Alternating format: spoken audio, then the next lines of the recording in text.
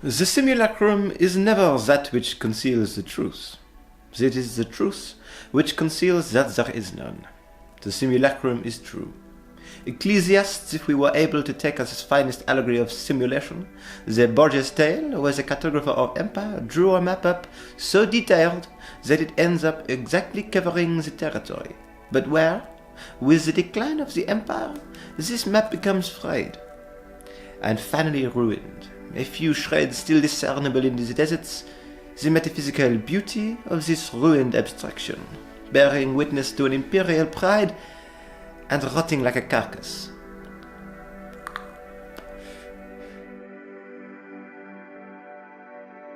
Returning to the substance of the soil, rather as an aging double ends up being confused as with the real thing, this fable would then come full circle for us, and now as nothing but the discreet charm of a second-order simulacra. Abstraction today is no longer that of the map, the double, the mirror or the concept. Simulation is no longer that of a territory, a referential being or a substance. It is the generation by models of a real without origin or reality, a hyperreal.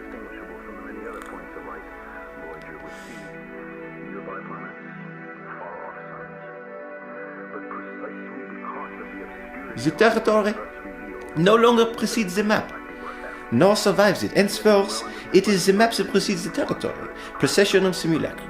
It is the map that engenders the territory, and if we were able to revive the fable today, the territory no longer precedes the map, nor survives it. Henceforth, it is the map that precedes the territory, procession of simulacra. It is the map that engenders the territory, and if we were able to revive the fable today, it would be the territory whose shreds are slowly rotting across the map. It is the real, and not the map, whose vestiges subsist here and there in the deserts which are no longer those of empire, but of our own, the desert of the real itself. In fact, even inverted, the fable is useless. Perhaps only the allegory of the empire remains, for all with it the same imperialism that present-day simulators try to make the real. All the real coincide with their simulation models. But it is no longer a question of either maps or territories, it is a question of islands.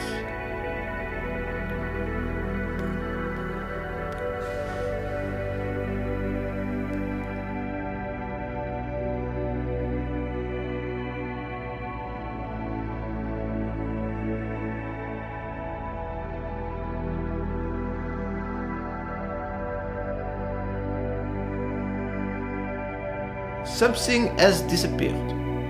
The sovereign difference between them that was the abstraction's charm, flavor and artificial taste. Like this 60-40 VGPG artisan menthol mango juice. For it is the difference which forms the poetry of the taste, and the charm of these fat clouds, the magic of the concept and the charm of the real. This representational imaginary, which both culminates in and is engulfed by the vapourist mad plumes of an ideal coextensivity between the flavour and the fruit. For it disappears with simulation, whose operation is nuclear and genetic, and no longer specular or discursive.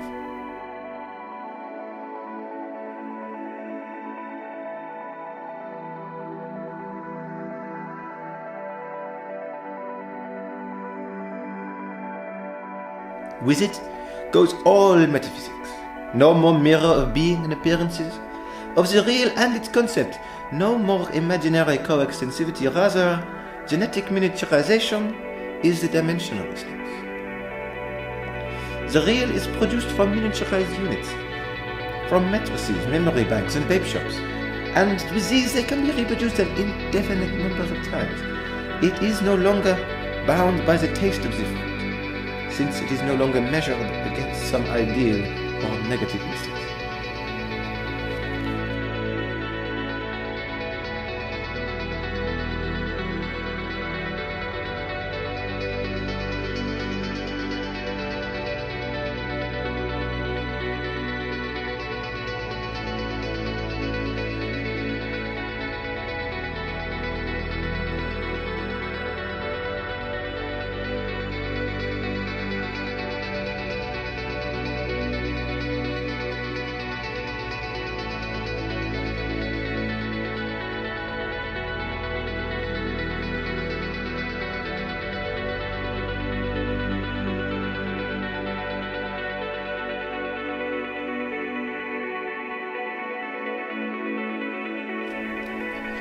it is nothing more than apparition.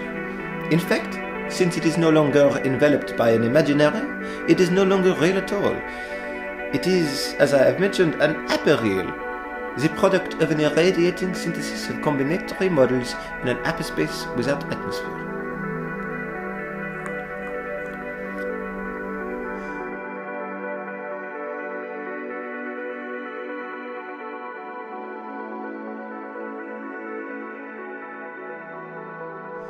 In this passage to space, whose curvature is no longer that of the real, nor of truth, the age of simulation thus begins with a liquidization of all vapable experience. Worse, by their artificial resurrection in a system of signs which are more ductile material than their meaning, in that they lend themselves to all systems of equivalence, all binary oppositions and all combinatory algebra. It is no longer a question of imitation, nor of reduplication, nor even of parody. It is rather a question of substituting e-snout flavors of the real for the flavor itself. That is an operation to deter every real process by its operational double, a metastable programmatic perfect descriptive machine which provides all of the signs of the real and short-circuits all of its vicissitudes.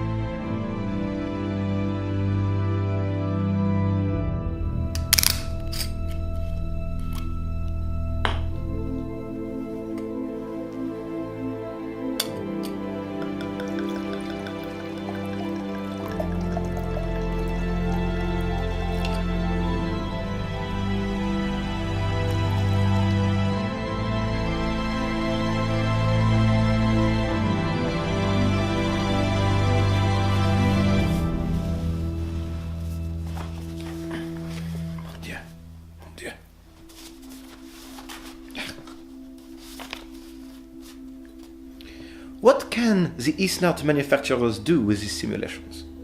Traditionally, following a direct principle of identification, it unmasks and punishes them. Today, it can perform an excellent simulator, though we were equivalent to a real homosexual, art case, or lunatic. Even industrial-grade e-snouts retreat from this Cartesian clarification and hesitate towards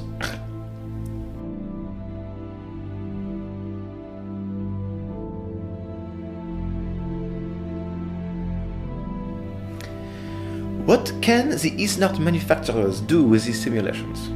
Traditionally, following a direct principle of identification, it unmasks and punishes them. Today, it can perform an excellent simulator as though it were equivalent to a real homosexual, an art case, or a lunatic. Even industrial-grade e-snouts retreat from this Cartesian clarification and hesitate to draw the distinction between true and false, between the produced flavor and the authentic taste.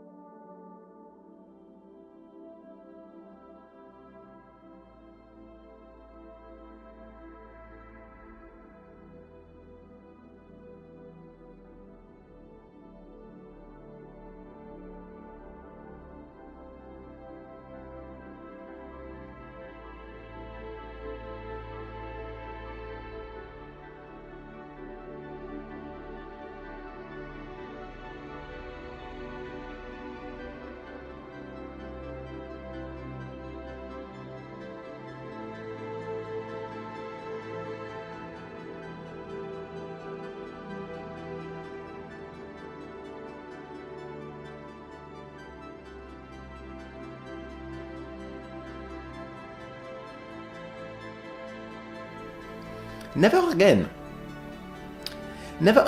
will the fruit have to be produced. This is the vital function of the model in a system of death, or rather of anticipated resurrection, which no longer leaves any chance even in the event of death. An hyperreal henceforth sheltered from the imaginary, and from any distinction between the real and the imaginary, leaving room only for the orbital recurrence of models and the simulated generation of fruits.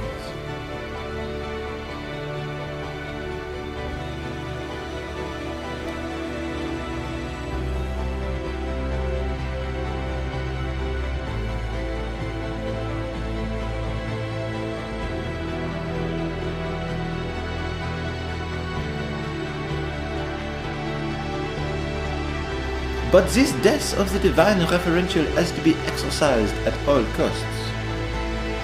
It can be seen that iconoclasts, who are often accused of despising and denying images, were in fact the ones who accorded them their actual worth. Unlike the iconoclasts, who see in them only reflections and were content to venerate God at one remove. But the converse can also be said, namely, that the iconoclasts possess the most modern and adventurous mind, since, underneath the idea of the apparition of God in the mirror of images, they already enacted his death, which they perhaps knew no longer represented anything.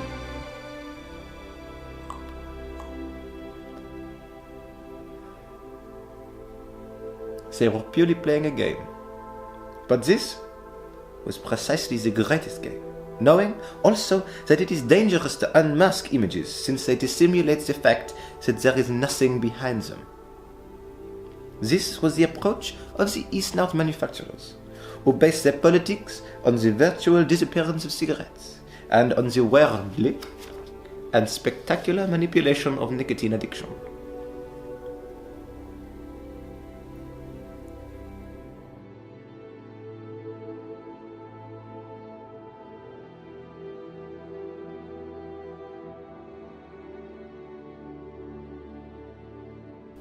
The evanescence of fruit flavors in the epiphany of vapor, the end of unpleasant smoke, which no longer serves as an alibi for a strategy completely free of influences and signs. Behind the baroque of advertisements hides the grey eminence of politics.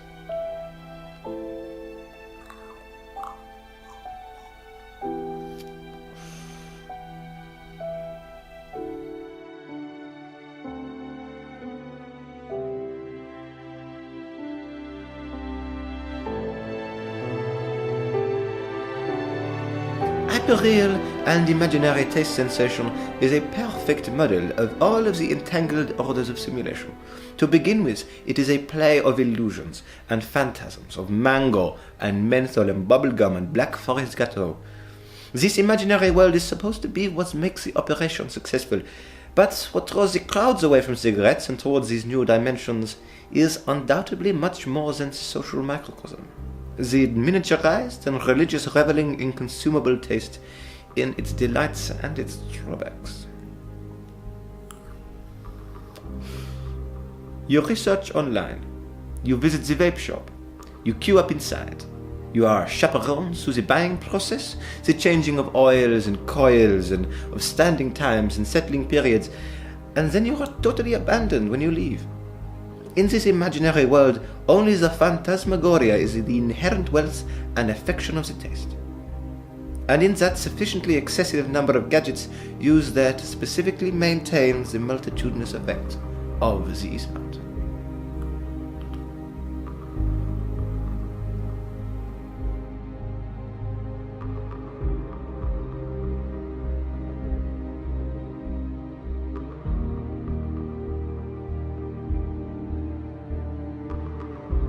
The contrast with the absolute solitude of the grocery store, a veritable concentration camp, where plums sit locked in pallets, bordering yet discreet from the punnets of strawberries on either side. The watermelons mock them, blind to their own isolation, yet inside a whole range of these simulated flavors blend and magnetize the vapist into direct flows that exist in their own right. Strawberry and watermelon is a single entity. Outside, however, solitude is directed onto a single gadget, the cantaloupe. But this conceals something else, and that ideological blanket exactly serves to cover a third order of simulations. E-snouts are there to conceal the fact that it's the real referent of flavor, of taste, just as prisons are there to conceal the fact that it is the social in its entirety, in its banal omnipresence, which is carceral.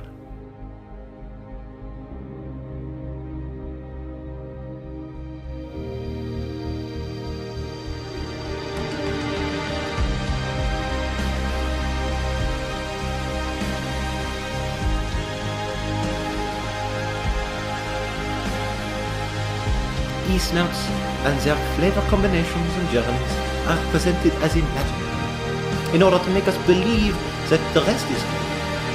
When in fact, fruit, herbs and spices are no longer real, but of the order of the hyperreal and of simulacra. It is no longer a question of false representation of reality, ideology, but of concealing the fact that the real is no longer real, and thus of saving the reality. You see, this is why the Gulf War will not take place. It is neither reassuring nor comforting that it is being bogged down in this interminable suspense. In this sense, the gravity of the non-event of the Gulf is even greater than the event of war. It corresponds to the highly toxic period which affects a rotting corpse and which can cause nausea and powerless stupor.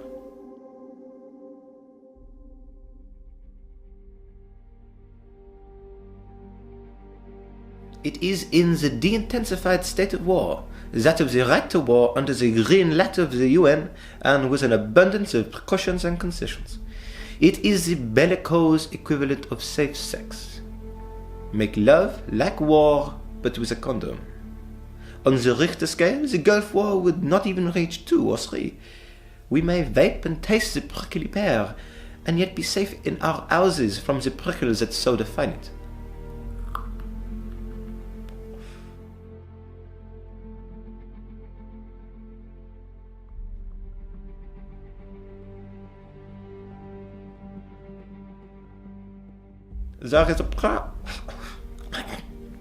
There is a profound scorn in this kind of clean taste, which renders the others powerless without destroying its flesh, which makes a point of honor to disarm and neutralize but not to kill, to synthesize perfectly whilst maintaining the integrity of the original. The taste of an e-snout flavor has, through these processes of simulation and abstraction, become a real. Strawberry and kiwi exist as their own reality, and indeed we might strip away the physical fruit and maintain this perfect flavor.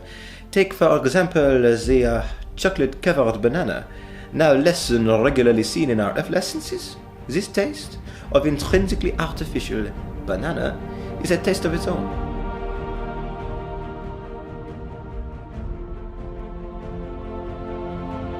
We recognize the taste of chocolate-covered bananas as discrete from a chocolate-covered banana.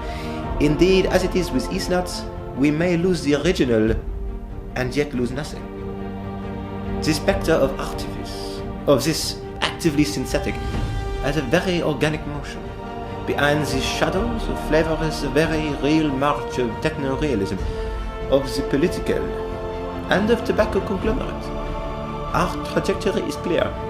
E-snouts are the present, simultaneously real and unreal, both a blueberry muffin and not a blueberry muffin.